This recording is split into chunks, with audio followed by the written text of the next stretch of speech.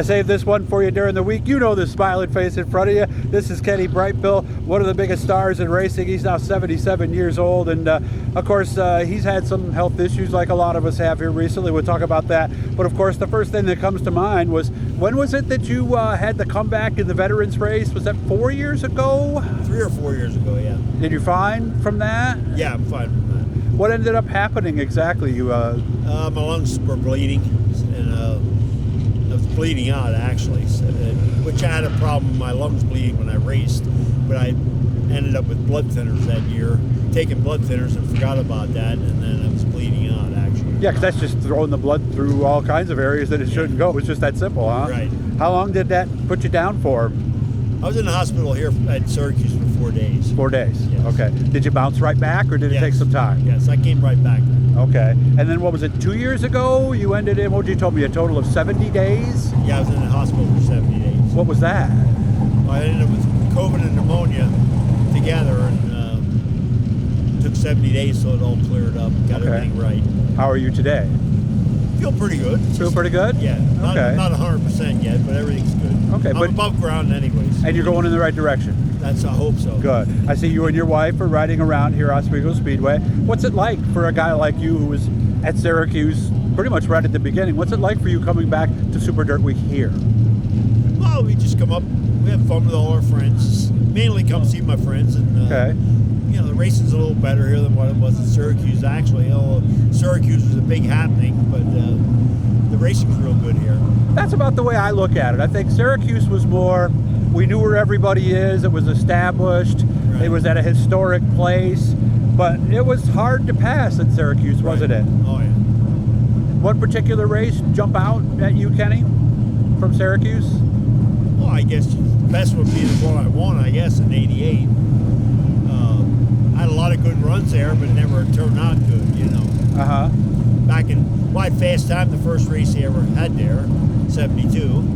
And then in 74, I was leading that race. I have a straightaway ahead, and something happened to the motor. Really? It was on lap 88, which is a 100-lap race, so, you know. Okay. Was the 200 always kind of a fuel deal?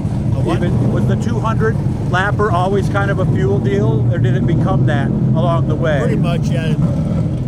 Make your pit stops right and try to get everything right, you know. That was the key, because if you came in too early, you'd be one of the guys running out at 192 or something, right? Yes. But you stayed too late, you had too many cars in front of you. So I don't want to It was a toss-up. I don't want to oversimplify it, but was there some luck involved in who won that race? Oh, there's always luck in any race, really. But more maybe with that than some others? Possibly, yeah. Possibly. Yeah. Okay. So the last time was here then, right? Was the last time you sat in a car? Yeah. Did you think about trying another comeback maybe, or no? No. I only did it because it was that race, and Larry White made a throwback car in my car and asked me if I wanted to try it. I said, sure, I'll do it. I didn't think anything was going to happen, but things didn't turn out good. But the intention was good. Yeah. What do you miss the most about, like, what would we consider your peak? What was maybe your best season? I had 2 good years when I was driving for Blue Hen in '87, '88, and then when I was driving for Ray Carroll for 9 years there. We had a lot of good finishes in Syracuse. Probably the most top 10 out of anybody for about 10 years there. Maybe not a win, but we had seconds, thirds, fourths, pretty much steady for 10 years. What was your best track? In my time of racing? Yeah. Which track did you pull into? You go, I got this. Well, I never said I got it. Oh, no, you didn't go that far. Okay. I didn't go that far because racing. Things happen. Things will happen in a hurry in racing. You never know what's going on. But Readingham was my home track. That was the one. Okay. That, you know, where I ran the best. You could say steady. You know, I had 135 wins there. That many? Yes. Okay. So that's the most highest win total? Out of one track. Of any track? Yes. Okay. How about any of the ones that are still around today?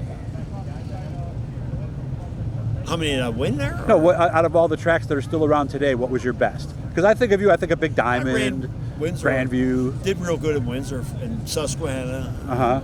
And Big Diamond and Penn National. That were my main tracks every weekend, you know. Okay. But we travel all over, and I won a number of races traveling too. You know? Okay.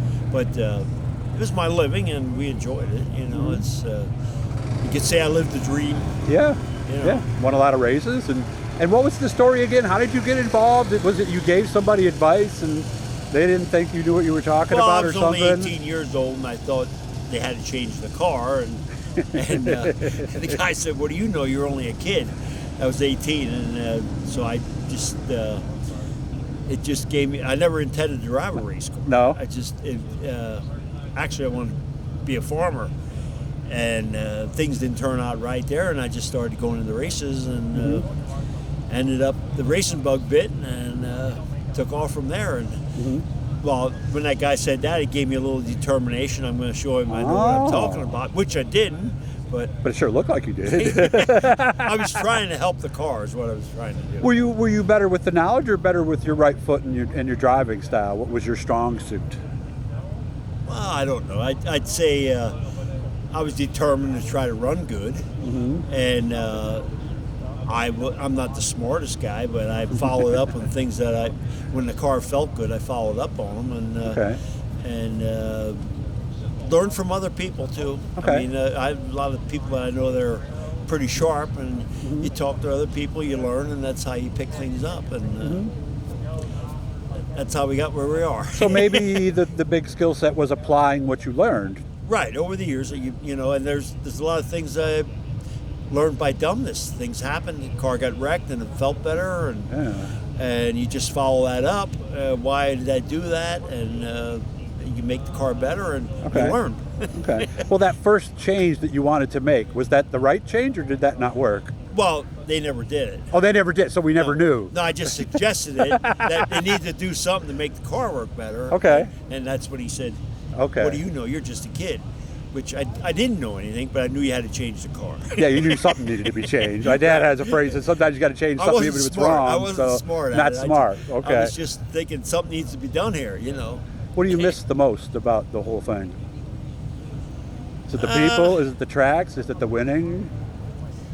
I'd say a little bit of everything. Yeah. You know, it's how do you say it was my living for 40 years, day and night. That's all we did. That's all you thought about. Well, it's all you thought about. That's all you did, and if you wanted to be good, that's what you had to do. And you were running. I was running for other people, and you were in the points, and they expected you to be there. You couldn't just say, "Well, I'm going to take off this weekend," you know, Right. or you wouldn't have a ride. Friend's getting married, so I'm going to take Saturday off. Right. We didn't do that back then, did we? No. No. Yeah. Well, I'm glad you're doing well, and I hope the ankle gets better. I want to thank Bibbin Sales and Service for helping us get here, and of course our good friends at Garofalo's who've been helping us do this for a long time. It's always nice to see you, Kenny, and I'm glad things are going well. And we'll make sure that we do this some other time and share some stories. But thank you very much. I really appreciate your time. Okay, thank you.